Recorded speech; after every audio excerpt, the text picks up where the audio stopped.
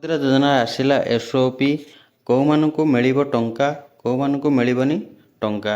ସେଥିପାଇଁ ଭିଡ଼ିଓଟିକୁ ଶେଷ ପର୍ଯ୍ୟନ୍ତ ନିହାତି ଦେଖନ୍ତୁ। ଆଉ ଚ୍ୟାନେଲରେ ନୂଆ ହେଇଥିଲେ ଲାଇକ୍ ସବସ୍କ୍ରାଇବ୍ କରନ୍ତୁ। ଆଜି ମୁଁ ଆପଣଙ୍କୁ ଗୋଟେ ଆର୍ଟିକଲ ମାଧ୍ୟମରେ ବୁଝାଉଛି ସୁଭଦ୍ରା ଯୋଜନା କେଉଁ ମହିଳାମାନଙ୍କୁ ମିଳିବନି ଟଙ୍କା, ଯେଉଁମାନେ ସେଥିପାଇଁ ଅଯୋଗ୍ୟ ଜାଣନ୍ତୁ। ପୂର୍ବରୁ ସୁଭଦ୍ରା ଯୋଜନାର ମୂଳ ଉଦ୍ଦେଶ୍ୟ ବିଷୟରେ ଟିକେ ଜାଣି ନେଇଯିବା। ମୂଳ ଉଦ୍ଦେଶ୍ୟ କ'ଣ?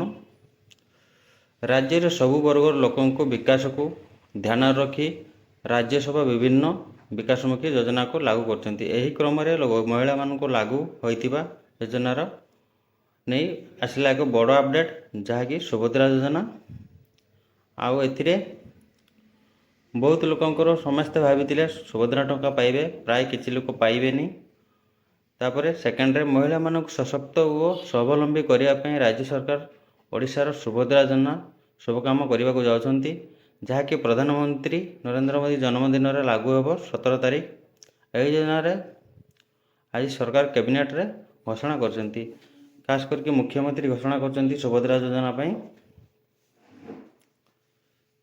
ତାପରେ ସୁଭଦ୍ରା ଯୋଜନାର ନିୟମାବଳୀ ଉପରେ ପ୍ରାୟ 1 କୋଟି ମହିଳାମାନଙ୍କୁ ଏହି ଯୋଜନାରେ ଲାଭ ମିଳିବ।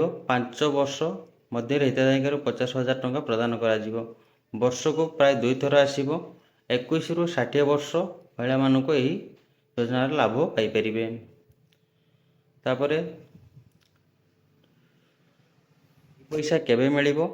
ଆନ୍ତର୍ଜାତିକ ମହିଳା ଦିବସ ଓ ରାକ୍ଷୀ ପୂର୍ଣ୍ଣିମାରେ ଏହି ରାଶି ପ୍ରଦାନ କରାଯିବ। ମହିଳାମାନଙ୍କୁ ଏଥିପାଇଁ ସୁଭଦ୍ରା କ୍ରେଡିଟ୍ କାର୍ଡ଼ ଦିଆଯିବ।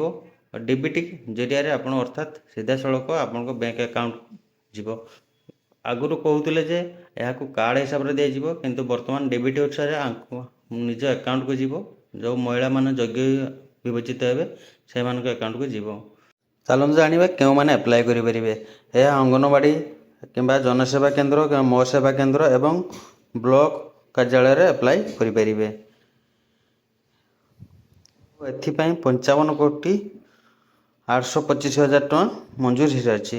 କିନ୍ତୁ ବର୍ତ୍ତମାନ ସବୁଠୁ କଥା ହେଉଛି କି ବର୍ତ୍ତମାନ ଯୋଜନାର ବାଦ ପଡ଼ିବ। କେଉଁମାନେ ବାଦ ପଡ଼ିବେ ଚାଲନ୍ତୁ ଜାଣିବା। ସରକାରୀ ଚାକିରି କରୁଥିବା ମହିଳାମାନଙ୍କୁ ଏହି ଯୋଜନାରେ ମିଳିବ ନାହିଁ। ଆର୍ଥିକ ସ୍ୱଚ୍ଛଳ ମାନେ ଭଲ ଚଳଣୀର ପରିବାରକୁ ଏହାକୁ ମିଳିବ ନାହିଁ। ଏପରିକି ଆୟକର ଯେଉଁମାନେ ଇନକମ୍ ଟ୍ୟାକ୍ସ ଦେଉଛନ୍ତି ସେମାନଙ୍କୁ ବି ମିଳିବନି। ଓ ସରକାରୀ ଯୋଜନାରେ ମାସକୁ 15,000 ପାଉଥିଲେ ସେମାନଙ୍କୁ ମିଳିବ ନାହିଁ।